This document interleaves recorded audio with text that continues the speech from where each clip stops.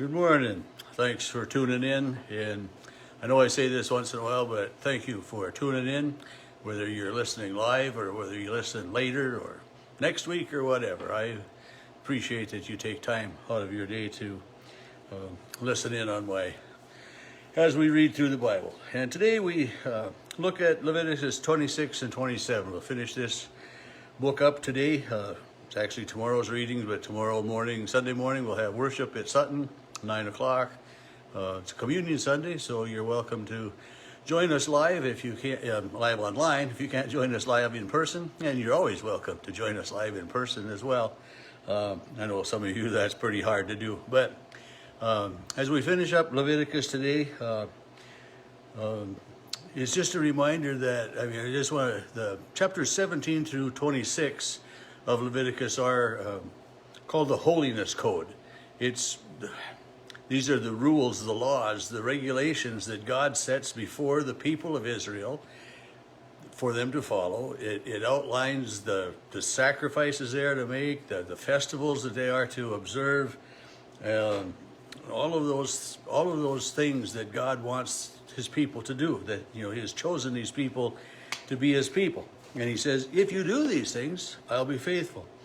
And so in chapter 26 starts with the rewards for obedience. God says that if you follow, in verse 3, if you follow my statutes and keep my commandments and observe them, I will give you rains in their season, and the land shall yield its produce, and the trees of the field will yield their fruit, and your threshing will overtake the vintage. And he says that you're going to have enough crop, enough that you will be eating the old, and sooner or later you're going to have to throw the old out to make room for the new. This is how much God will bless them if they are obedient and follow everything that way. And I've got that written in the sideline of my Bible, in the margin. God will be faithful. And we all trust that as Christians, that God will be faithful to what he says to us, even though we aren't. Paul writes, I don't remember just where it is, but even when we are faithful, God is faithful, because God can be no less than faithful. Because why? God is true. God is true to his word. So he starts this chapter 26. I missed, the first two verses. You shall make for yourselves no idols or erect no carved images. And he says, for I am the Lord your God who led you out of Egypt. I am the Lord, reminding them again that, you can't go wrong with me.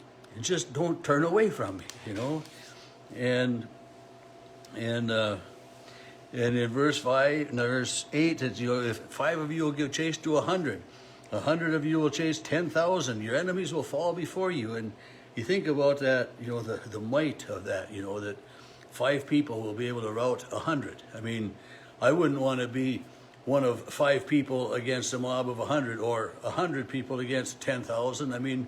You'd feel so overwhelmed, but God says, this is how much strength I will do for you. This is how much I will protect you. I will guide you. I will lead you. I will provide for you. These are God's promises.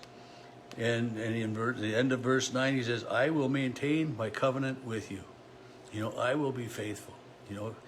This is the promise for the Israelites when they are obedient.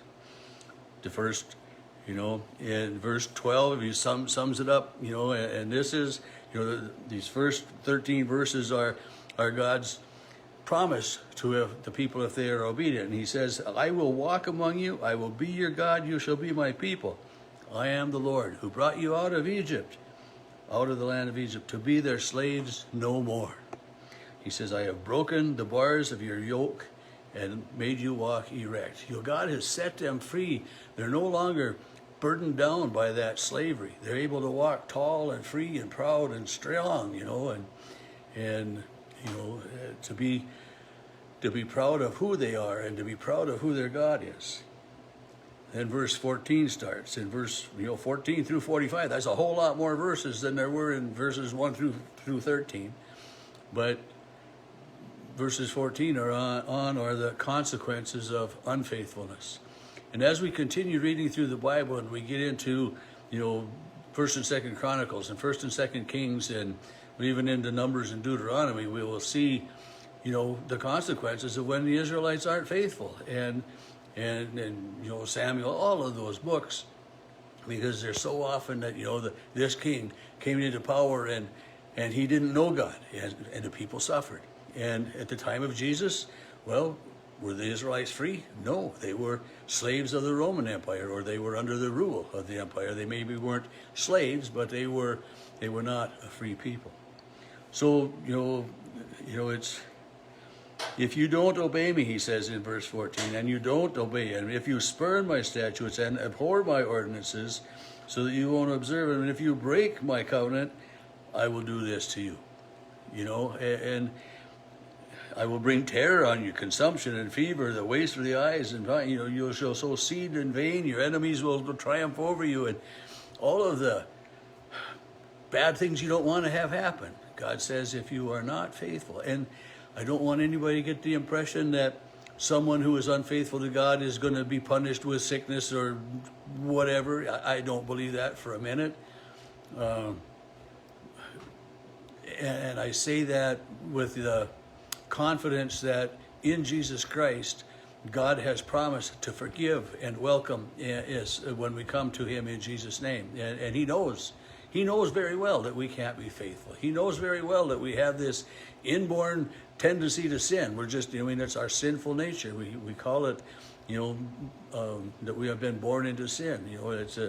It's this natural tendency that we can't do it. But so God doesn't inflict punishment upon us, and people that say, well, God won't give you more than you can bear. It doesn't say that in the Bible, where it says that God will give you strength to bear whatever burdens you have. God isn't testing us. God isn't giving us that. So these consequences that God is listing in Leviticus 26, 14 through the end of this chapter, I'm not saying they don't apply in some regard today, but what I'm saying is that we don't have to worry that God is going to inflict illness or cancer or poverty or those kinds of things upon us just because we're not faithful. There are people who believe 100% in God that are probably dirt poor, and they're probably, it is just, nothing going on there that way at all. But anyway, God is promising to be faithful when they're obedient, and he promises consequences when they're not. And so the consequence of obedience is not the life of Riley, but it's to have enough and to be free and to be looked upon by others as upright and upstanding people. The consequence of disobedience is that things aren't going to go so well. And you probably remember growing up, if you disobeyed your parents, there were the consequences of, the negative consequences. When you did what your parents wanted, the consequences were good. And we don't always think of good consequences. We just, think of the bad ones. But anyway, God promises to be with his people.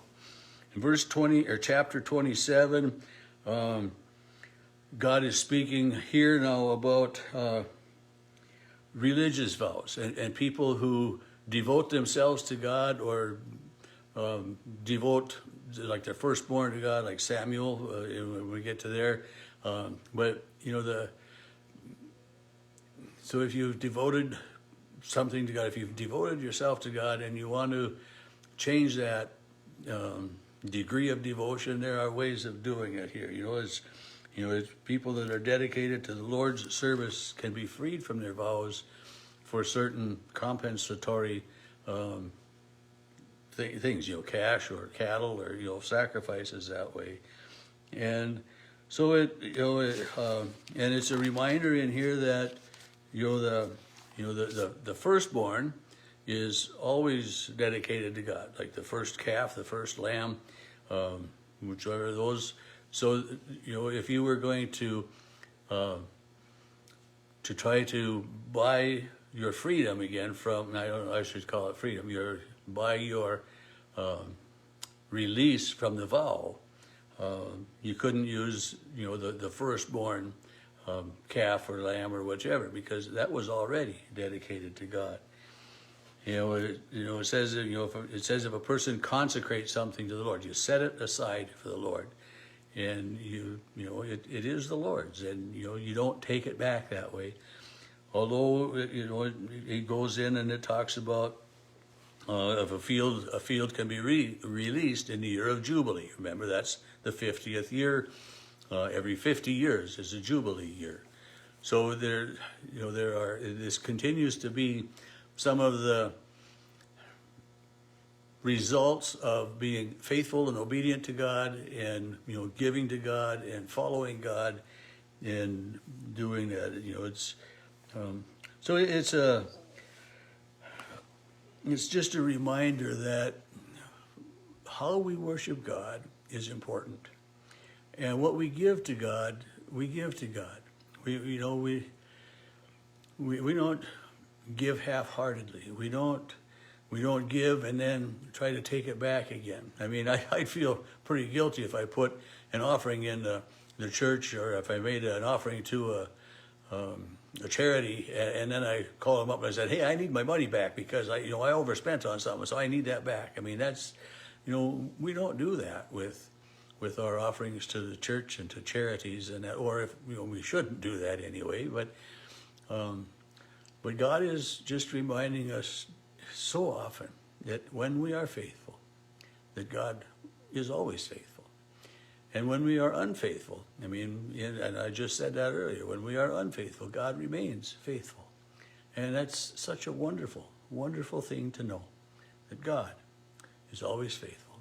And again, thanks for tuning in whenever you do. Appreciate the comments, appreciate the likes. And I know that even sometimes when an angry face or something shows up, it's most likely just a slip of the finger. Although I know sometimes things get said and done that others don't agree with. But I thank you for following along and listening in. So God's blessing again today.